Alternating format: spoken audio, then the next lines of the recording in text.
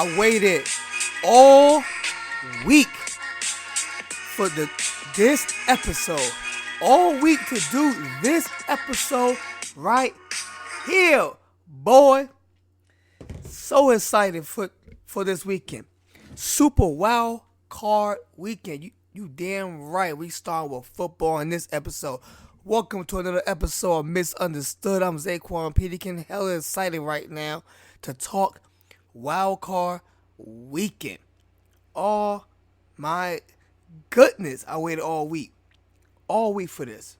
This might be my best episode thus far until the Super Bowl episode or whatever. But I ain't worried about the future right now. I'm living in the present. We're going to talk football right here. So the playoffs are starting now. Now we're going to find out who's the truth. What teams are the truth? Or what teams were just being on bad teams in their divisions or whatever the case may be. What players is going to step up? Because most of these guys, superstars on their teams, are 4 wins away for being champions of the world. Some of them are 3 wins away for being champions of the world. The playoffs is the most excited time of any sport. Major tournaments, even in the amateurs with national tournaments. It's so exciting. It's like you've been mentally preparing for this way before you started physically preparing for this. So, wow. I'm excited. It's a lot of things to talk about going on in the NFL too. But we're gonna start with my prediction of the whole playoffs. I'm gonna predict each game, each scenario. I'm even going to predict who's going to be the Super Bowl MVP. So let's start with tomorrow night's game in the AFC. The Jacksonville Jaguars, and the Los Angeles Chargers. So it's a lot to say about both these teams. The Jags, they fulfilled my prediction that they was going to be on the come up at the end of the season. The Tennessee Titans was going to be on the downfall at the end of the season. And Week 18 game was going to be basically a playoff game. I predicted that on like Week 15. Either 15 or 16. But I believe it was like Week 15 when I said, okay, it's coming down to that. But the only thing I did not expect for the Jags to be ahead of the Titans going to that game. I thought the Titans would be in the spot in the AFC AFC South spot, number 1 spot, and then if they lose the game, then they would be in the wild card situation. That's why I thought. Complete opposite. The Jags was in that spot. Tennessee lose the game, they out. Jags lose the game, they still in the hunt.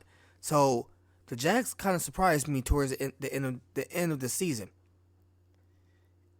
What a difference Doug Peterson can make on a team. What a huge difference he could make on a team.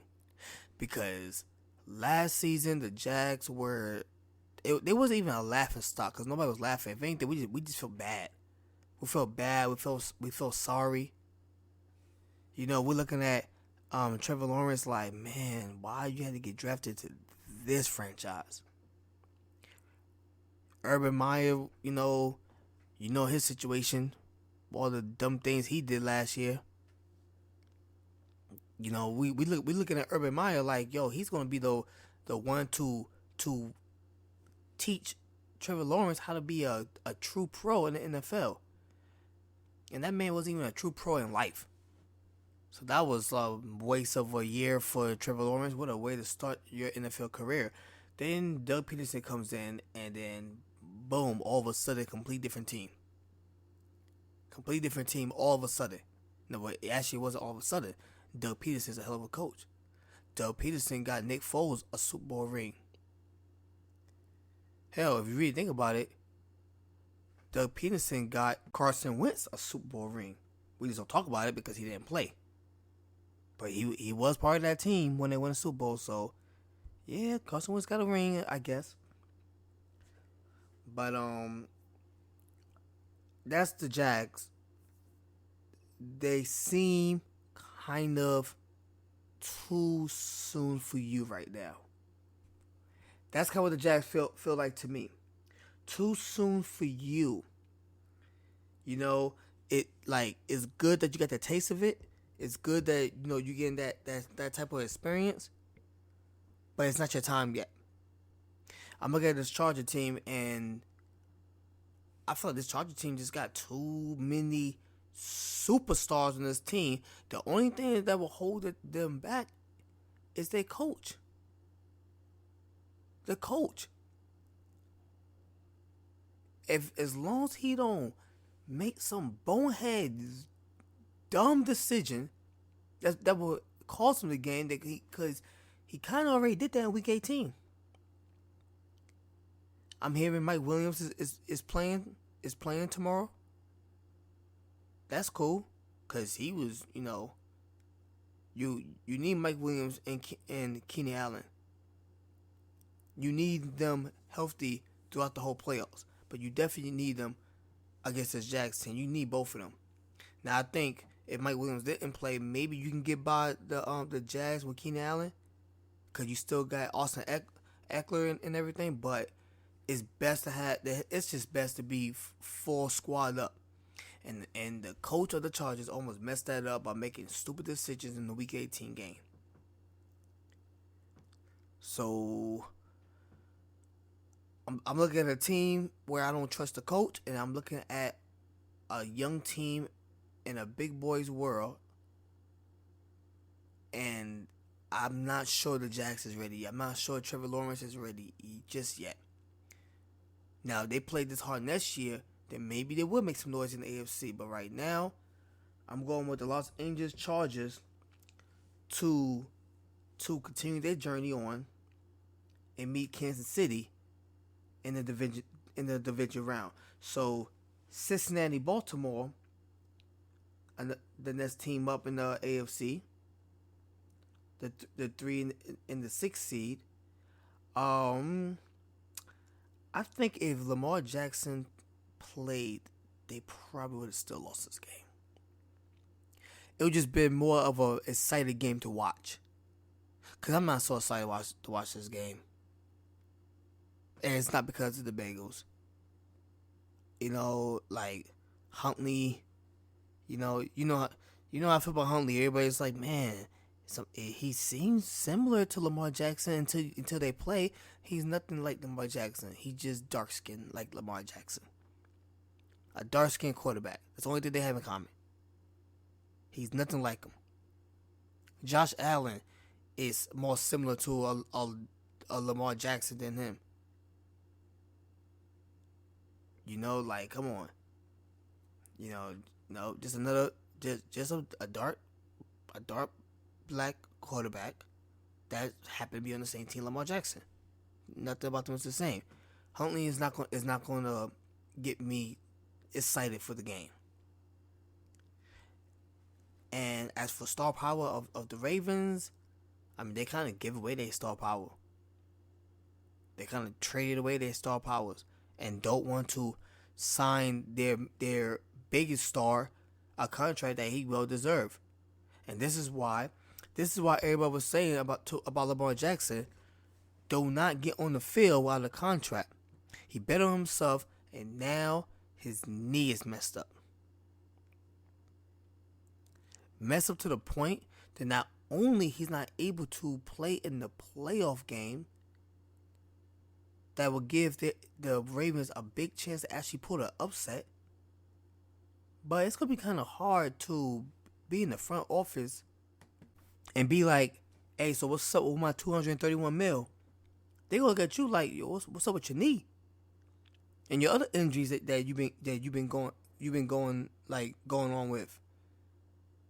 you want guaranteed money of 230 plus, but you're not even guaranteed you can even play. And like I said in the other episode, they keep showing all these stats. Oh, what?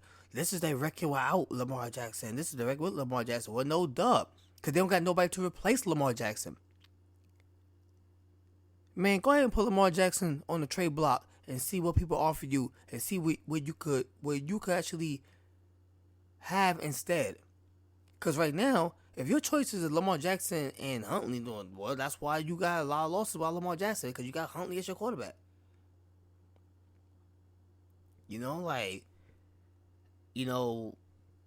I know people is like, well, I mean, if they get rid of Lamar Jackson, who they going to replace him with? Because there's nobody in the draft that's as good as Lamar Jackson. There's nobody in the free agency as good as Lamar Jackson. Well, I mean, maybe not, but you also not having an injury prone quarterback asking you for 230 plus, and then you're gonna end up with that type of quarterback anyway. If you really look at a Ravens game, people say, "Oh, there's no quarterback to replace him in the draft." They're playing with a quarterback like that, and Huntley. So I don't look at it as, oh, C.J. Stroud is not as good as Lamar Jackson. I look at it as C.J. Stroud is better than Huntley.